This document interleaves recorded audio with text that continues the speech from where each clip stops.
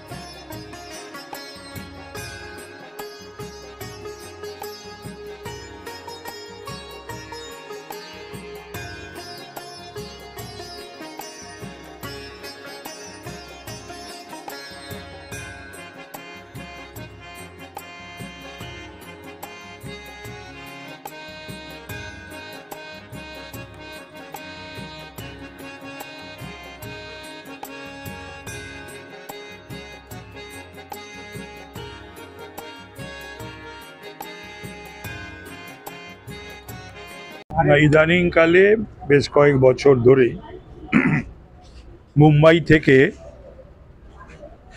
সিদ্ধিদাতা বিনায়ক তার কলকাতার প্রতি তার ভালোবাসা বেড়েছে এবং তিনি এখানে বেশ কয়েক বছর ধরেই এখানে গণেশজির পুজো সংখ্যায় বেড়েছে। না, কিছু পুজো তো এখানে প্রাচীন আর কিছু পুজো নতুন এবং সংখ্যাও বেড়েছে।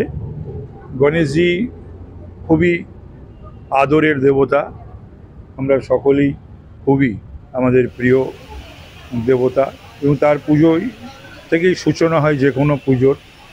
এবং এই পুজোয় গণেশজির পুজো মানে এই মায়ের আবাহন শুরু হলো। দেশ কেন, রাজ্য দেশ ছাড়িয়ে বিশ্বেরও বহু দেশের বহু শহরে এই ঘটনার প্রতিবাদ এবং বিচারের দাবিতে মানুষ রাস্তায় নেমেছে। এই ধরনের প্রতিবাদ বা এই ধরনের জনজাগরণ আমি আমার সামাজিক বা রাজনৈতিক জীবনে আমি দেখিনি, শুনিও নি। এবারের বনটা সকলেরই খারাপ, বিষণ্ণ। 1 মাস বাকি পুজোর, কিন্তু মানুষের মনে সেই সমস্ত উৎসাহ উচ্ছ্বাস এগুলো নেই। মানুষের কাছে যেন তাদেরই কোনো আপনজনের বিয়োগ ব্যথা অনুভব করছে মানুষ। এই তিলোত্তমার প্রতি যে অত্যাচার এবং তার হত্যা, এটা মানুষের এই পুজোয় তাদের দাবিও দোষীদের এবং এই পরিকল্পনা যারা করেছে তাদের এবং এই তথ্য প্রমাণ লোপাট যারা করেছে তাদের সকলের শাস্তি চাইছে। আমাদের এই পূজা এবছর নিয়ে 26 ইয়ার হয়েছে। লাস্ট টাইম সিলভার জুবলি ছিল।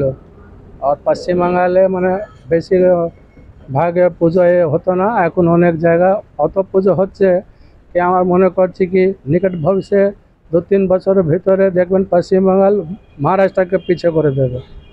তাপসদা পুজোতে এসেছে আর তা আমরা গণেশজিকে বলছি তাপস দায় আমাদের উপরে মাথায় থাকে, তো আমরা সব ভালো কাজই করবো। এই প্রতিমা তো অনেক দূর থেকে আসে নাকি আপনাদের? প্রতিমা এখানে মন্দির আছে, প্রাণ প্রতিষ্ঠা করা মন্দির আছে, আর এটা খুব জাগরুক মন্দির আছে। অনেক কিছু এখানে যা বিপদে ছিল এসে যা যা বলে ওদের কাজ হয়। আজকে ভোগ ভোগ বিতরণ করা হবে। আজকে ভোগ চালু হয়ে গেছে, আর গণেশ বাবাকে ভোগ লাগিয়ে দিয়েছে, আবার চালু হয়ে গেছে ভোগ।